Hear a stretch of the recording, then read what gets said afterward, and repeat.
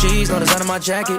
Work hard, now I'm changing my bracket. Talk tough, we ain't hearing that racket. Dots came in, you know how to stack it. Don't take it wrong, but I'ma need my ends though. I got tigers on my chest like Kenzo. Rail came, yeah, he putting that Benz though. Carol's here, man, you know he stay 10 toes. Big dog, man, you know I ain't worried. Bent up, so I'm talking real slurry. Got a blast, bro. What's going on, everybody? We are back. AC Radio, how you doing? This is Adam Caplan, the voice in your ears, and it's been about 3 weeks now. Had some big things happen to me. Had a baby, had a son. Just an amazing turn of events in my life and in my wife's life and my family's life, and I've definitely been the happiest I felt the entire year, which has kind of really given me like a new sense of energy, a new sense of purpose, and not in the cliche way that a lot of folks have said in the past on what it does to a person when they have a kid, but I also mean just personally in myself, having those 3 weeks to just kind of, not only take care of my son and focus my energy on things that aren't revolved around me, such as my business or my relationship with my wife or the podcast. Just being able to be selfless to my son and just seeing all the hard work and effort that my wife has been doing has been really, really gratifying. And I'm just happy to be back on the pod. Last episode, baby, we had over 1,000 views. Shit was lit. That's a big deal for me. I'm fucking happy. Super, super stoked. Thought it was a great, great podcast. Thought it was a home run. Thought the title was great. The thumbnail, everything. And thanks so much to everyone that came in, left a like, left a comment, subscribed as well. But, only sad thing is the fight didn't happen. Sad. I mean, look, the problem is that just seemed to me like Jake Paul, the promoter, and Jake Paul, the fighter, bit off a little bit more than they could chew. Didn't realize how much the athletic commissions, especially in a state like New York, will get themselves involved in the behind the scenes, etc. And when Hasim Rahman Jr., after a month showed that he was 216 pounds and then a month later showed that he hadn't lost a pound, I think that the athletic commission got a little bit spooked out that Rahman was going to have to try to really strain and struggle to get to that weight, which is why they tried to put it down to 205, and Jake Paul agreed. And then after that, Jake just said, you know what, forget about this, and scrapped the whole event. So, it seemed as if they were a little bit worried that he wasn't going to make weight. But then on the flip side, Jake Paul put in the contract that for every pound or pounds that Rahman Jr. is overweight, he will definitely be fined, and he'll be fined heavily. And Rahman Jr. then called his bluff and said, no problem, I'll go in there overweight, fight you for the minimum of $5,000, knock you out, and get that recognition. And I don't know whether it was the Athletic Commission or MVP Promotions, but seemed as if that wasn't going to work for them and they weren't going to risk that. So fight didn't happen. And then the next day, Jake Paul was going to try to fill in for Alex Wasabi, who pulled out of the KSI main event fight. And all of a sudden, it was like Jake Paul was in the I'm going to fight a real boxer era and then reverted back to the I'm going to fight a YouTuber era. And that really didn't sit well with me and sit well with fans. And in the end, KSI ran his mouth as well and said, I won't fight you. You're better than me at the moment. If I'm going to fight you, I'm going to fight you on a full camp. And, I'm looking at the landscape now, and I don't know who Jake's going to fight. I don't know who he's going to fight. I mean, Anderson Silva, 47 years old, UFC Hall of Famer, MMA Hall of Famer, UFC champion. But the problem is that he's 47 years old and he's also a kickboxer. So even if he wins, people are still going to find a way to shit on Paul. So that's why I don't really see how that fight makes sense. Andrew Tate is the biggest thing in social media right now. Jake gave his blessing to Logan to let Logan Paul fight him, and Logan is looking to fight Dylan Dennis as well. So I'm kind of looking at, the landscape of who Jake Paul is going to fight. And since Fury fumbled the bag and the Rahman Jr. fight fell through, I don't know who he's going to fight next. It's going to be very, very challenging and very, very difficult for them to find an opponent because they need somebody with notoriety and who's going to sell. And you look at the Woodley 2 fight after Fury pulled out, it didn't bring that much, viewership. And Rahman Jr., I don't really know how much viewership it was actually bringing. So it's going to be difficult. I don't know who Paul's going to fight next, because in the boxing industry, kind of seems like right now there isn't enough of a name with that notoriety that is going to be able to be that perfect dance partner for Jake Paul like Tommy Fury was. So let's stay tuned on that. Not really sure what's going to happen. Going to be a challenging couple months for Paul, but I think we see Paul fight in October, and it'll be interesting to see who his opponent is, because right now it seems like he's in a bit of a crossroads right now, and it almost seems like he's in a worse position maybe now than he would have if he would have lost to Rahman Jr. And I know that that's a stretch, but if he would have lost to Rahman Jr. and embarrassingly, would have made more sense for him to stay in the MMA / like YouTuber realm of fighting people. But if he would have beat Rahman Jr., he obviously now has to get all the way in, waist deep into the boxing game. Now he's in that purgatory where we're not sure what he's going to do next. So it'll be an interesting go. We'll see what happens for Jake Paul. Shout out to everybody that watched. Shout out to getting over 1,000 views. I mean, the pod only 2 years ago, I was shitting my pants when it would get over 50 views. Since I launched AC Radio, it's been a little bit up and down and whatever the case may be. But, for me to hit 1,000 views was just fantastic. So, last episode, I brought in a new segment called the Q&A, and I fucking loved it. I had a great time with it. Shout out to my friends, my family, and some of my followers that, wrote me some of their questions and were curious about, different realms of my interests, whether it's fighting, fitness, or, what I like to do in my personal time and shit like that. And it really just helps me open up a whole new scope to the show. And I put out the bat signal on Thursday and Friday and Saturday, and we got about 15 questions. And initially like 15, you're thinking to yourself, like, that is a lot of questions. Then you're thinking, like, yeah, it's not bad. But then when you think about the fact that AC is the one answering the questions, and I very rarely ever give a short answer for something, that this pod is going to be action-packed when I've got about 15 questions for you and a lot to say. So going to break it down the same way that I usually do the order of the show. We're going to start off with fighting. We're then going to go to fitness, and usually, or as per usual, that fitness is going to trickle down into the motivation and ambition. And then, there's a couple of throwaway questions, or a couple of fun questions, rather, that some folks have asked me that, will take me a millisecond to answer. So let's get right into it. First thing, we're going into the fight talk. Let's cover some questions on Dominic Cruz and Marlon Vera since the main event happened at UFC San Diego yesterday. And, first thing that I got asked was, what's next for Dom Cruz? Tough go. The UFC bantamweight division is the biggest and one of the most competitive rosters in the UFC. So after Dom Cruz got knocked out by Marlon Vera last night in the 4th round, you're kind of wondering where he goes from here. I'm not sure. Maybe he fights Ricky Simon next. Maybe he fights the loser. Maybe he fights Song Yadong next if should he lose to Corey Sandhagen. I'm not really sure.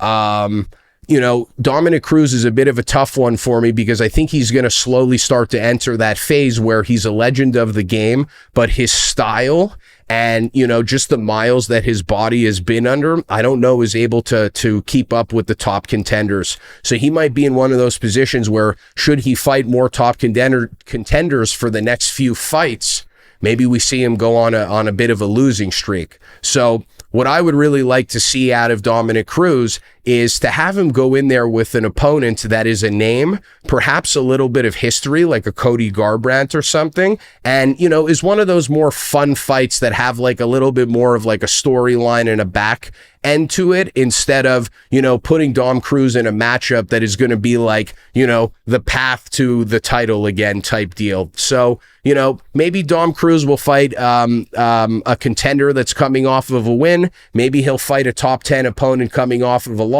But more importantly, I would like to see him fight somebody in the rankings that maybe won't affect his rankings per se, but, gives Dom that extra little bit of that little extra bit of something to remember as his career is winding down, instead of, just trying to put him on another title run. And, I'm not really sure if that's actually going to happen. Love the shit out of Dom Cruz. Guy is intimidating as hell. And his mindset when he dropped the title, and his speech in the post-fight presser about how the title doesn't really define him, or he doesn't need it to make him feel whole or happy, was so fucking motivational. Shout out to Dom Cruz. Marlon Vera, I mean, congratulations, man. Guy rips it with a fourth round head kick. I mean, look, it's going to be tough. If Sean O'Malley beats Peter Yan, Sean O'Malley's probably going to catapult everybody for the title. If Peter Yan wins, I think that he will fight Aljamain Sterling again. I think that the winner of Aljo and Sean O'Malley is going to be next for the bantamweight title against the winner of Aljamain Sterling versus TJ Dillashaw. So that'll be interesting to see. So what's going to be next for Marlon Vera? I mean, maybe Corey Sandhagen, or I would say the winner of Merab Dashvili and Jose Aldo. I know that Chito Vera would love to avenge that loss against Jose Aldo, and I think that that's a great one. So, shout out to Jake, and who else asked me that? Yeah, shout out to Jake, one of my clients, for the question. Appreciate you, brother.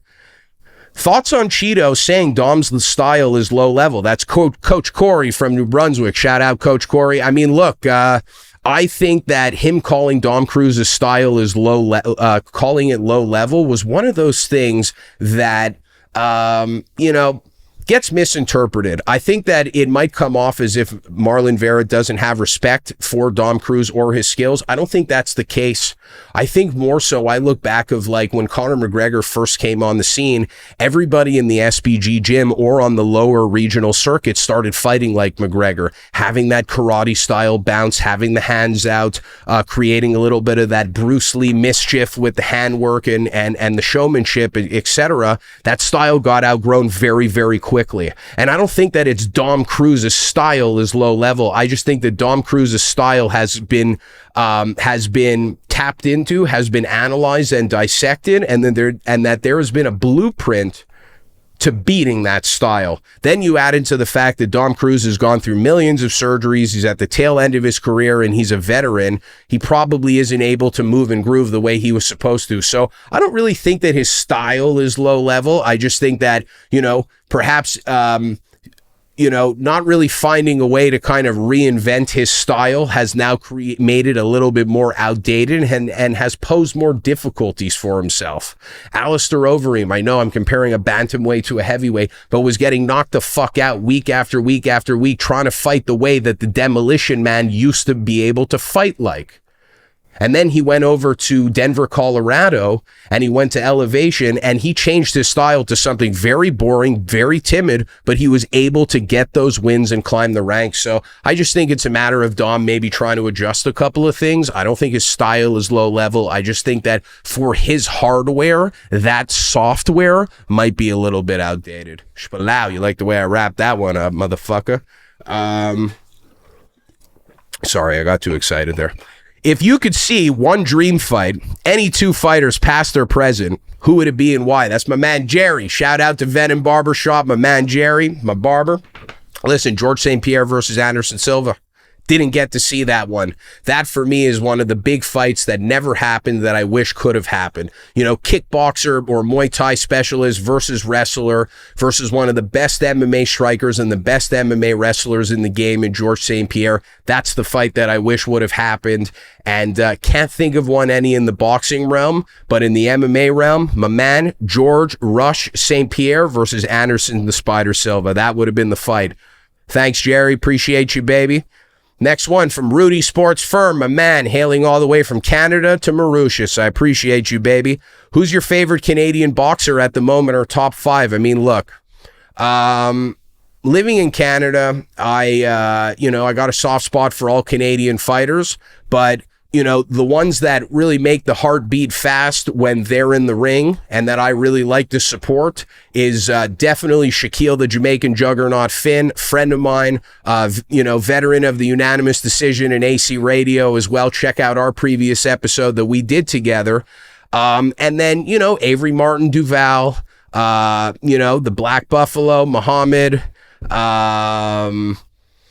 Who else? I mean, obviously I have respect for all of them, etc. But you know, I don't have like a top 5 in the rankings, but I really like to get the pro guys that are coached by Coach Jesse Thompson, another veteran of the show, because I know that the hard work and effort that these guys put in, if they're working with a guy like Jesse, number one, and number two, I know Shaq personally. He's a stand-up guy, and there is nothing better that I like to see than, you know, somebody go through a little bit of turmoil and, you know, be able to fight through that turmoil and fight through a little bit of that choppiness, and get their career and their shit back together. And that's exactly what Shaquille Finn did. So congratulations to Shaquille, who's fighting next month in Ontario.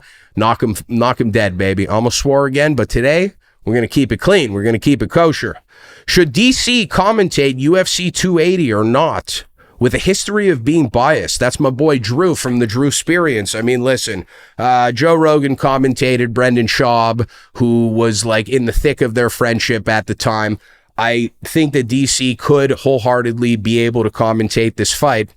Will there be some biasm? Absolutely. There already is. There already is.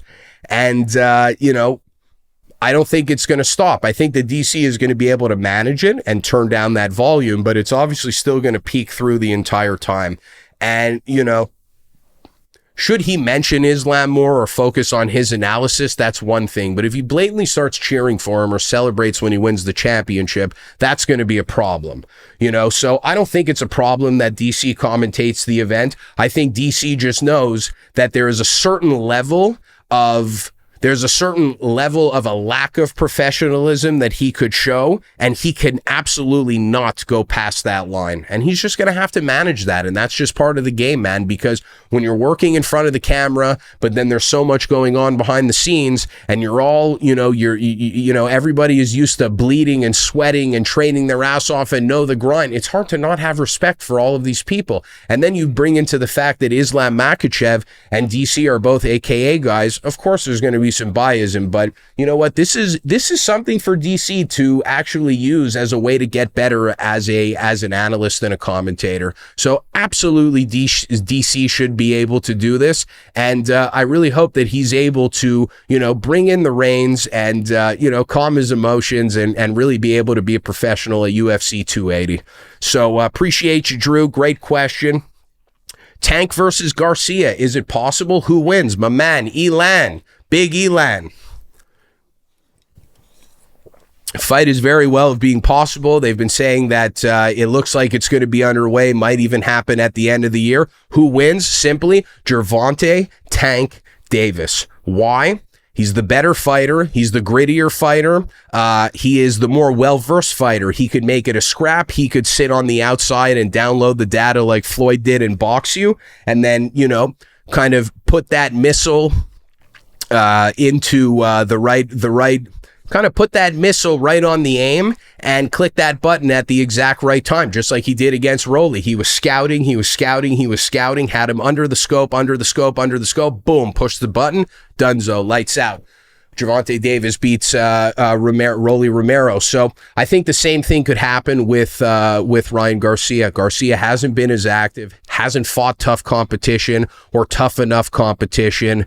And I just think that he hasn't really shown that he has entirely different tools and different, like, he doesn't have as many tools or as much comfort in the ring on the big stage as Gervonta Davis. So I think that that's what's really going to give Davis the advantage. And I think that Garcia is going to have some difficulties in front of him. I actually don't think that fight is going to happen by the end of the year, but those are my thoughts. I think that Tank is the more experienced and well-versed and well-grittier fighter. I think he's better literally in every category. Maybe he's just a touch slower.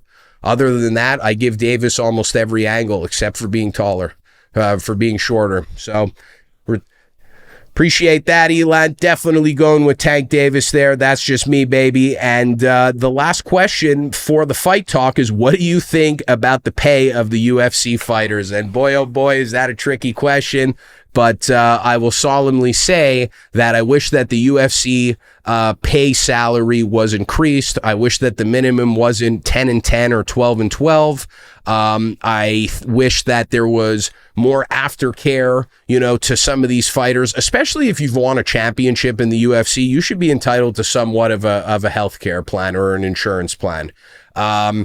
If you're a ranked fighter, you should get insurance. I don't know. There should be something. But overall, I think the entire staff should be taken care of. I think they should be paid more. I think there should be a pension in order. I understand they opened the Performance Institute to cut expenses for nutrition and recovery and training, etc. But not everybody wants to get up and move to Las Vegas. So I think that in a couple of years, this discussion about UFC fighter pay is going to become a bigger issue. And I really hope that the minimum salaries from the UFC and Venom will increase, and I hope that the maximum salaries from the UFC and Venom as well will increase, because these ladies and gentlemen deserve a lot more money. And you know what? Everyone's trying to make the big boxing matchups because they see what Floyd or Canelo made, etc. Bro, not every boxer's making that much dough. You know what I mean? Like, there's a reason why Jake Paul has been getting praise for paying his undercard fighters a lot more money than they would be getting paid on other shows. So what are my thoughts about UFC fighter pay? I want them to be able to get paid more.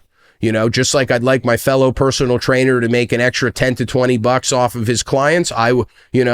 Same thing about the fighters that I have, an immense amount of respect for, and they put their fucking bodies, hearts, and souls on the line every damn day. So they got to be getting paid more money. But on the flip side, they got to be putting in that work to be able to promote themselves. And they got to be on YouTube and in the training room and keeping up to date with their social media and their Instagram and their promotion. So I think that they're entitled to more money, but I think that then they should be entitled to having to do a little bit more work on the promotional and marketing front on the back end. And I'm sure the UFC could help build that. I mean, you don't think that they could build a social media team for the UFC to teach all of the fighters, how they should vlog, how they should do TikToks, etc. They could, and they should, and maybe they already do. Great question, bro. I'm on a roll here, baby. I'm having fun right now. Fun in the sun. The rest of this day is going to be epic after this, because you know me. After I'm done recording, I'm on a high, baby. I'm on a high until after the episode is launched, and then I get high again when I see every view. So I'm high all the time, like Arnold Schwarzenegger said. All right, we're going on to the fitness side. Let's see what it is. Got my man, Michael, what do you think is the best way to strengthen the mind in terms of expanding knowledge, but also in terms of mental health? Okay, so not so much of a fitness question as I could see, but any form of strengthening, in my opinion, is a form of fitness, whether it's mental or physical, so I'll take it. Listen, I mean, I think the number one thing in being able to strengthen your mind and strengthen your spirit is your peace of mind. You have to chase happiness. You have to be happy. And there are a lot of people that have made a lot of good things happen out of anger and out of sadness, etc. But the amount of things that have been created out of happiness have really surpassed and changed and made more of a ripple effect, throughout different people's lives or throughout different people's influence, etc. And what I mean by that is like, for example, I look at myself. I just had a child. And now that I feel like actually truly the happiest that I have felt from the entire year already, just the way I'm thinking, the way I'm speaking, the way I'm navigating, the way I'm rationalizing with my own self in my mind on a thought-to-thought basis, not even a day-to-day basis, but a thought-to-thought basis, is, a lot more clear because of happiness. So how do you find happiness? You got to go back to the foundation. You got to go back to your family. You got to go back to your hobbies. You got to go back to your interests. You got to go back to your obsessions. Okay, I didn't include friends on that list. Why? Because friends will let you down. Friends will let you down and not support you on your hobbies or your obsessions. Friends, won't answer that phone call when a parent or a family member will. So how do you strengthen that mental health? The first thing is you got to get that key foundation in order. Okay. You got to, make sure that your family ties are tight. You got to make sure that, you have hobbies and interests that are going to make you feel productive and are going to make you actually, want to be or make something of yourself. But I know what your question is what is the best way? What are the tools? Listen, the number one way is always exercise. Exercise is always a great way because the endorphin rush helps you think clearer. And when you've worked out on a consistent basis and added progressive overload, meaning doing a little bit more each time you're in the gym, you're going to look at yourself in the mirror, you're going to go, God damn, am I beautiful? God damn, have I made improvements? So then you're going to feel better about yourself. And then you're going to trust yourself more because you're going to know, hey, if I'm more consistent, look at the progress that I could get from this. If I do this for anything in my life, I could, who knows where I'll be. And that's exactly the case. So, definitely think that exercise is one of them. I think that self-talk is another one. I don't think people understand how crucial it is to sometimes get in your car and go on a long drive and just fucking talk to yourself out loud like an absolute nutcase. I don't think people actually understand how important that is, because when you get in that car and it's you versus you and you're laying it all out there and you're talking that talk to yourself and you're able to talk from side A and side B, but then slowly side C comes in there when the emotions settle,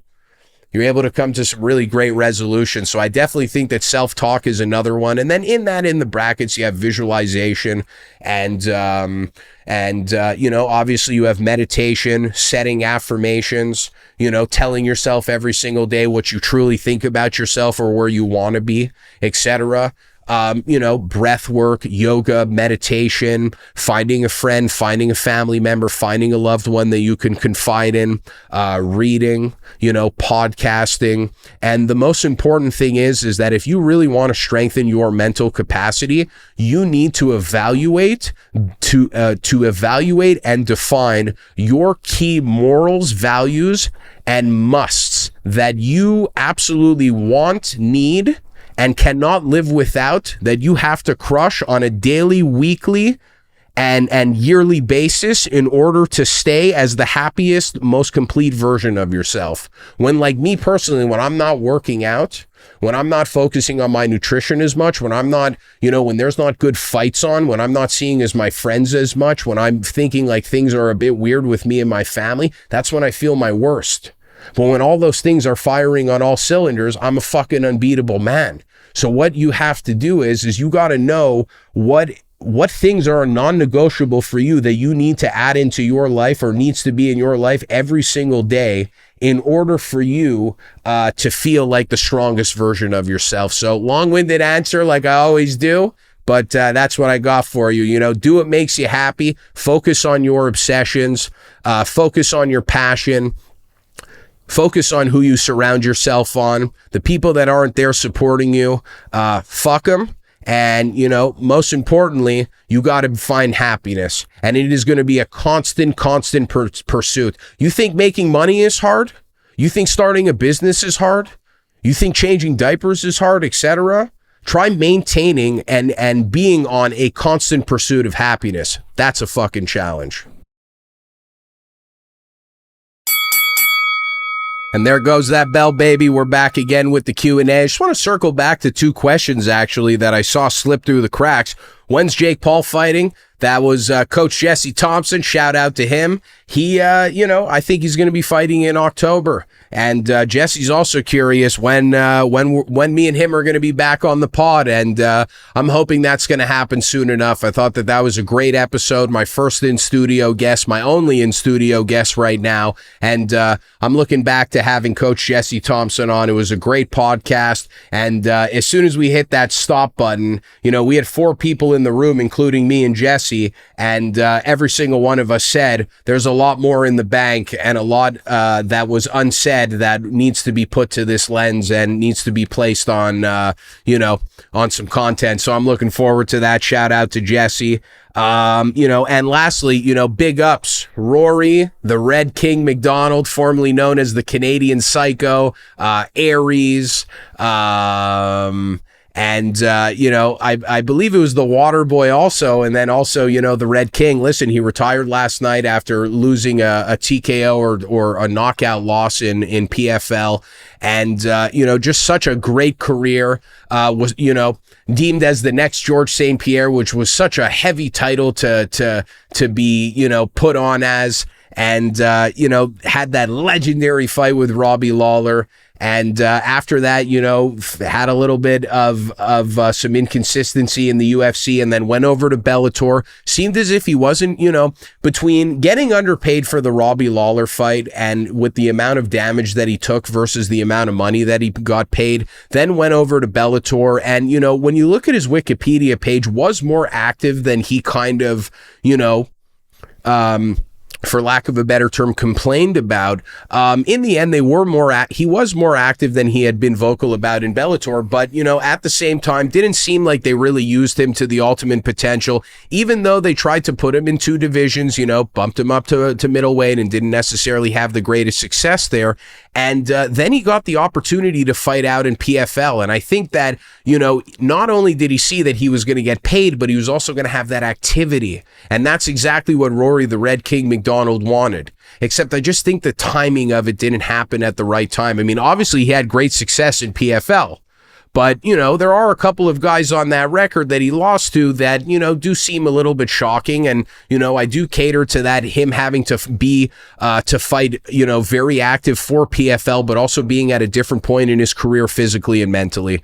So, congratulations to Rory Macdonald, an impressive career, an absolute serial killer in the ring, who then eventually went on to find God, and had success in PFL, had success in Bellator, and had success in the UFC. His whole career will go down as a success. Absolutely. Was it sad we didn't see him win the UFC title? Yes. Was it sad we didn't see him win the million for PFL? Yes, that too. Luckily, he did win the welterweight title for Bellator, and, sad to see the Red King go out like that off of a KO when it seemed as if he was winning that fight. But, that's the way she goes, and that's the blessing and the curse of PFL, is that it's a bit of that mixture of old former UFC veterans and, also some young gunners, but also, that in between, guys that are also veterans that won't make the UFC, but have still been able to, crush it on the circuit of events like PFL and Titan FC and Bellator and LFA, etc. And, you're going to get in there with some guys that are absolute fucking killers, but nothing about, and then they go and beat a superstar like Rory Macdonald, and then they're on the map, and they might be on their way to winning $1 million for PFL. So congratulations to Rory Macdonald, an absolute stud, TriStar Zone, Toshido MMA's very own, and most importantly, Canada's very own. So congratulations, Rory Mac, Ro Mac Gorilla on Instagram, or formerly was. Now we're going to get into a little bit of motivation, a little bit of playfulness. And, first one is from a man, Corey Wiener. What's one roadblock you've encountered in your career, and how did you overcome this roadblock? So, I'll take this question as a personal training roadblock.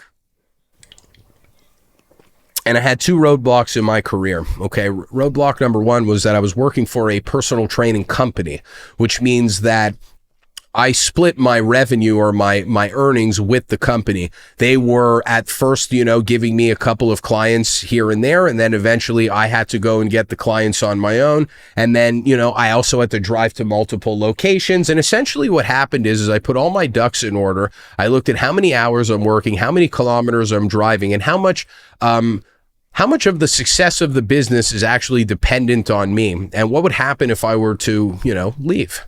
And once I kind of put that all in order, I slowly started making the decision to thinking that I was going to leave. And then what happened is I was on vacation in the Dominican Republic with my wife, and we had a long day. And at about 5 o'clock, we were making our usual coffee on the balcony. And I grabbed my wife the notepad that, you put next to the bed where the telephone is. And we basically started writing out what is the minimum amount of hours that I could afford to work if I was working for myself as a trainer, to be able to at least afford like my house and my groceries, etc. And, we did the minimum. we did the overly pessimistic, and then we did the conservative one. And after even doing the numbers when it was the minimum, I was able to see and realize that I could actually be out on my own. So, what were some of the tools that I used to overcome that? I used the people around me. Like I answered in Michael's question earlier, went back to my family, because those are the people that are going to have your fucking back at the end of the day. Initially, I had spoken to a business coach about what I should do, and the guy tried to get me to worry more about getting dividends from a business owner that was not capable of paying a dividend. But instead, I went to my wife, who's a finance major, and she crunched the numbers and proved to me that even if I was working a very minimal schedule, I still would be able to survive, as opposed to working my ass off for somebody else's dream and somebody else's company. So what did I do to overcome that? I put the pen to the paper, or at least I had my wife do it. I reached out to somebody like my wife that I trust with my entire life. I trust my wife with my life more than I trust myself with my life. So that's what I did. I put the pen to the paper, I brainstormed, and I turned it into a reality. And it was one of the best things that ever happened to me. Roadblock number 2, we had a pandemic. Didn't know where I was training, where I was going to train people, where I was working. We have cold winters in Montreal. How the fuck am I going to train people? I was training them online. I was training them in parks. And then it got to the point where the gym that I was working at, I had such a great experience there, but, could kind of tell that things maybe in the long run weren't meant for me. Just had a gut feeling. Next thing you know, built my gym in my house. This is where I run my business. This is where I shoot AC radio. I single-handedly built a one-stop shop to be able to build multiple streams of revenue, God willing, and also, more importantly, multiple streams of my absolute passions, which is fitness and podcasting. Okay, so it's been an absolute blessing. So one of the biggest things that I did to encounter these things is that I relied on the people that were closest to me, but, not only people that were close, but were educated enough and that were able to take more of a logical approach versus an emotional one. Okay. And number 2, I didn't fucking back down. I didn't back down. I paid $30,000 for this gym without even blinking, out of my own pocket. No loans, no banks, no nothing. Why? Because I wasn't scared. I trusted myself. I put myself first. I put my dick on the table. And that's exactly how I encountered some of my roadblocks. Is not only did I grow a set of nuts and, was able to swallow my fears and charge forward, but I also had strong people like my wife right behind me, showing me with actual data and numbers as to why I wasn't going to fail, even if I was at the very minimum. And I still remember that letter to this day. So what a great question. And, got me going there. Appreciate you, Corey. Good question. Let's see what else I got here. What obstacles / bumps in the road have you faced throughout your podcast journey so far? What have you done to overcome these obstacles and move forward? I mean, shit, man, there's a lot of them. I mean, there's always bumps in the road. There's, it depends really. You know what I mean? It depends. Everybody's going to have different bumps, etc. and shit like that. But, how did I do it? Communication. Me and Brett work hand in hand. He does editing. He does all the editing for me for the audio and the video and the social media reels, etc. So when things weren't syncing well, or we weren't synchronized, or quality of some episodes or audio weren't going our way, etc., all it came down to was a simple conversation. Let's not text. Let's hop on the blower. Let's hash it out like men. Be honest with each other. What do you think? What do I think? You know what I mean? And me and Brett have some of that type of relationship where we don't have a problem fucking dishing it to somebody, like telling them exactly how they feel. But because we know that we're capable of that, we toe the line with a little bit even more respect and conservatism, because we know that either one of us is capable of ripping each other a new asshole. But we also know at the same time that 9 out of 10 times, nothing is ever going to be done with purposeful or malicious intent. Things happen in the media game. It's very fucking hard with editing and frame rates and fucking ratios and all of that shit. There's going to be a lot of things that happen. So if you're working with someone, you got to have straight communication. Don't be beating around the bush. Don't be a bitch about it. Be honest. How you feeling? And if and the person who's delivering the product is not capable of doing it, you have to be honest as well. So that, you know, there have been obstacles on logistics and editing and you know, delivery times, etc. That's all good. It's all back end bullshit that you focus on. And how did we fix all of that? Communication, number one thing. You know what I mean? Communication. And you know, another thing too is how have I overcome some of these obstacles is, you know, taking a breath, going out for a walk, thinking about what went wrong, listening to people less. There's nothing better than me sitting here solo dolo and spitting game. But 1 second, it's like, Adam, why don't you get a guest? Why don't you try doing this? Why don't you try doing that? The number one way that you could avoid obstacles is listening to your heart also. You got to go with you, baby. You got to go with you. But there are going to be times where, you know, maybe you're doing the exact same things and expecting a different result. And somebody goes to you and goes, hey, let's try something different. That's a different story. But, you know, when you're on the road and things are working and it's going great, and then someone makes a suggestion and then you kind of went off track, you know, kind of lost your tunnel vision and your blinders to listen to what that person had to say, and then maybe you even gravitate towards it, might hit into a fucking pole. So, you know, big way that I've helped myself move forward as well is to go back to my roots and what makes me the happiest, and that's being in front of this camera and spitting game, not worrying about who's the biggest guest, not worrying about who has more views than me, not worrying about anybody except AC fucking radio. So that's my answer for you. Great question, my guy. Appreciate you, Mikey. And, you know, as per usual, everyone who's asking me questions, you know, they're asking me those two-parters. He's got a second one for me. What is some advice you would give newcomers to the fitness lifestyle? How can they get in the gym without feeling overwhelmed / intimidated by the weights or others around them? Great fucking question. Dynamite question.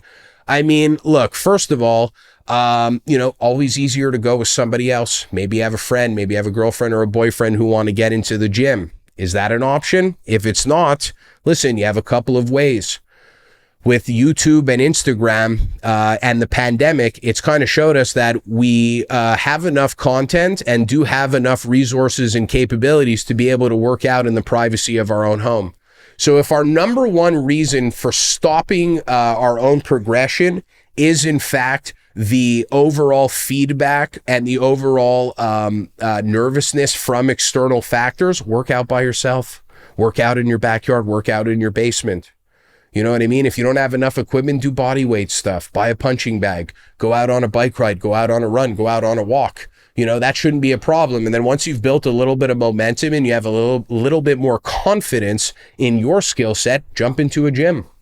And if you don't want to do that shit by yourself and you want to go right into a gym, then, you know, you got to do a few small things. One of them is make sure you got the beats going. Make sure you got the headphones on. Make sure you're wearing an outfit that makes you feel confident and good about yourself. Make sure that you're setting a self-precedence for yourself, that you're feeling good and you're looking great.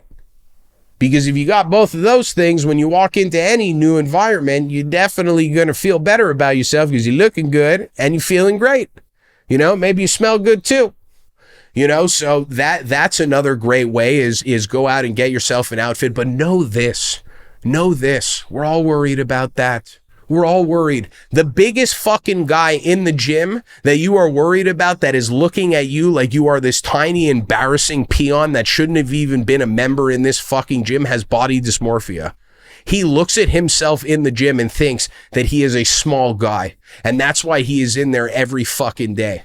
You know, and the guy who's on the treadmill who has 100 pounds to lose, you know, maybe wishes that he was that 40-pound twig that has to, you know, eat more. Because eating ain't a problem for him, you know, but feeling good in his own skin, just like you, is a problem, you know. So know that everybody is going through something. That's why they're all in the gym. Know that you're not the only one. Know that every single person on this planet is fighting a battle, you know. Know also that yourself is also judging the external. You are being the judgmental one. You are the one who is pointing the finger at society in thinking that everyone's going to look at you as, you know, someone who maybe doesn't belong in that gym or is the laughing stock or a failure. So keep that in mind. Every time that you have a fear, know that you're also creating it on your own. It wasn't created, it didn't actually happen. It wasn't created out of thin air. It was created in your mind. So also understand and realize and look within that you're actually setting your own boundaries. And you're also setting precedences and situations that have actually never fucking happened. And you're setting those self-limitations. Why? Because you're scared and you have fears. And how do we crush fears? We run fucking towards them. The bulls that run towards the eye of the storm go through hell, but then, you know, get right to that green grass to then make it out of that storm. The cows that run away from the storm, they get away for a little bit, but then they get eaten fucking alive. So what do you do when you're not feeling confident and you're not sure what you should do? You run to that fucking storm, whether it's in a gym, whether it's in a basement, whether it's in a park or at a track, or maybe you call your friend, your girlfriend, your grandmother, your aunt, your friend's older brother, and, you know, you guys work out together. So that's my advice to you is how do you overcome these things? You run right to the fucking storm and you find solutions. You don't want to go to a gym, work out at home. You don't want to work out at home, join a gym. Make sure you have the beats going. Make sure you got the new 21 Savage bumping. Make sure you have the newest Lululemon, the newest Under Armour, the newest Nike on you. You know, make sure that your shoe game is popping. Why? Because it makes you feel good. Not because of the materialism, because it'll make you feel good. So, you know, that's how you overcome these things. And another thing too is know that a little bit a day is better than a lot. And then, you know, a little bit every day is better than doing a lot and then taking a week and then doing a lot again. Consistency over everything. And how you're going to overcome all of these obstacles by being intimidated by weights or others around them is slowly but surely showing up to that gym every fucking damn time and knowing that 2 weeks ago when you were there, you were chest pressing 20s and now you're at 35s. Know that you were squatting a plate and now you're at a plate 25. Know that you were bicep curling 25s and now you're bicep curling 40s.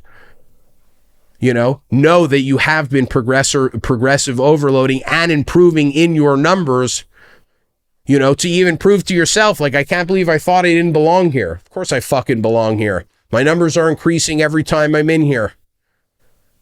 The music is getting louder. My grunts are getting harder. Why? Because I'm getting more confident here. So go after that shit, baby. Let's fucking go. Thanks, Mikey. Let's see what we got here. What would you tell your 16-year-old self? KD. Much love for the question. Respect to KD. Absolute warrior. Absolute queen. Great question. What would I tell my 16-year-old self? I mean, some of those teachers were actually right. You weren't meant for school, even though they were fucking idiots and they doubted you and they thought that you weren't going to really make anything. But some of them were actually smart and did know before me that I wasn't meant for school. But another thing that I'll tell that 16-year-old kid is not to worry because, you know, your career is going to come your way. Your passions are going to shine through. And you're going to find love. You're going to be a father. You're going to have a lot of great things surrounded by you. And most importantly, you are going to continue to create your own destiny. And you are going to continue to not give a motherfuck about what the establishment wants for you, but what you want for yourself. So, you know, I would tell that 16-year-old kid, don't worry about it. Trust me, I got you covered. Wait till you see what's going on in 14, 15 years from now. And you know what? Some of the things that are eating you alive right now as a 16-year-old kid are going to be the number one things that you're going to be fucking thankful for when you're 30 years old. And, you know, last question I got for you, how's parenthood going? I mean, what an unbelievable thing. It's an absolute journey. I mean, you know, 1 second you're getting pissed on, you're wiping asses, And the next thing you know, your album on your phone is filled with 1,000 photos because you're just completely obsessed and in love with your newborn. So it's just a crazy experience. And birthing in general is an absolute experience. I mean, in a day that we're in with Balenciaga t-shirts and Teslas and 42 tequila and Drizzy and all the fucking glitz and glamour and all it is, bro. When you have a kid, you're literally naked 90% of the time because you're feeding or you're breastfeeding and you're in the privacy of your own home, and it's just like 1 second you're worried about like the newest collection in Sephora, and then like the next thing you and your wife go like 5 days without brushing your teeth because like you're just caring so much about this human being. So I just think that there's something really cool and primal that really gets reintroduced and reintegrated in the matriarch and the patriarch when you introduce a newborn in the house, that I think is really important and really teaches us what our actual roots are as people and where we actually fucking come from. And if you really want to know the history of man and the history of woman, have a newborn.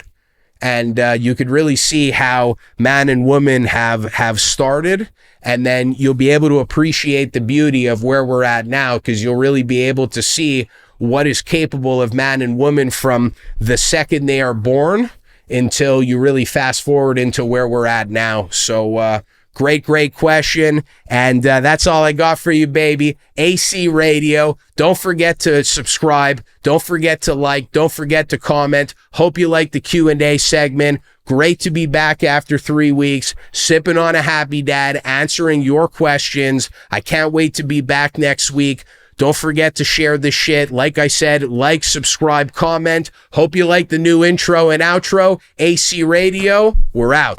Big cheese, no design on my jacket. Work hard and I'm changing my bracket. Talk tough, we ain't hear that racket. Dogs came in, you know how to stack it. Take it wrong, but I'ma need my ends though. I got tigers on my chest like Kenzo. Rail came, yeah, he putting that Benz though. Carol's here, man, you know you stay 10 toes. Big dog, man, you know I ain't worried. Bent up, so I'm talking real slow.